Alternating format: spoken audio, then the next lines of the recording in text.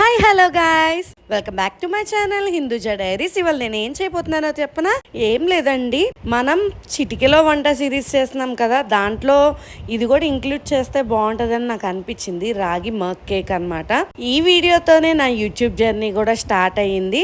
మెమరబుల్గా ఉంటుంది చిటికెలో వంట. ఇది కూడా ఒక 2 minutesలో అయిపోద్ది అనమాట ఈ రెసిపీ. అందుకొని ఇది పోస్ట్ చేస్తున్నాను. కేక్ అయితే చాలా బాగా టర్న్ అవుట్ అయ్యిందనమాట. ఫస్ట్ ఇక్కడ 5 స్పూన్స్ రాగి ఫ్లోర్ తీసుకున్న, 3 spoons jaggery flour, 1 spoon cocoa powder and కొంచెం బేకింగ్ సోడా అండ్ మిల్క్ ఉంటుంది కదా, 1/4 కప్ ఆఫ్ మిల్క్ అయితే వేసి మొత్తం నీట్గా మిక్స్ చేసేసి ఓవెన్లో అయితే 2 minutes కుక్ చేసామనుకోండి, మన కేక్ అయితే రెడీ అయిపోతుంది. ఇక్కడ నేను 3 minutes పెట్టాను, కానీ తక్కువ టైంలోనే అయిపోయింది కేక్. 3 minutes అయితే ఎక్కువ కుక్ అయినట్టు అనిపించింది.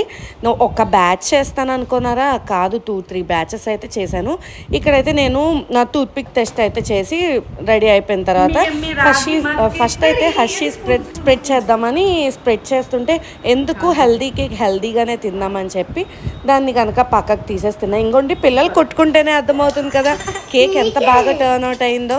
ఇంకోండి, ఇది అయితే సెకండ్ బ్యాచ్ అనమాట. ఇప్పుడు మా హస్బెండ్కి వాళ్ళకి ఇద్దామని సెకండ్ బ్యాచ్ అయితే ఇంకా టేస్టీగా వచ్చింది. 2 minutes పెట్టాను, ప్లస్ ఇంకొంచెం పలచం చేసి పెట్టాను అనమాట. చాలా ఫ్లఫీగా వచ్చింది కేక్ అయితే. ఇక్కడైతే వాళ్ళందరికీ పెట్టేసి అందరికైతే చాలా బాగా నచ్చేసింది కేక్ అయితే. నెక్స్ట్ థర్డ్ బ్యాచ్ చేసేటప్పుడు కబుర్లు చెప్పుకుంటూ జాగరీ పౌడర్ వేయటం అయితే మర్చిపోయాను అనమాట.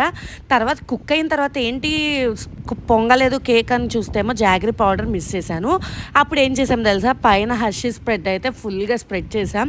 జాగరీ పౌడర్ లేదన్న ఫీలింగే రాలా. అంటే మనం బయట కొనే స్ప్రెడ్స్లో ఎంత షుగర్ ఉంటుందో మీరే అర్థం చేసుకోండి. అందుకని హెల్దీగా ఇంట్లో రాగి కేక్స్ ఇలా హెల్దీగా ఇంట్లోనే ప్రిపేర్ చేసుకోవడం చాలా బెస్ట్ అనిపించింది.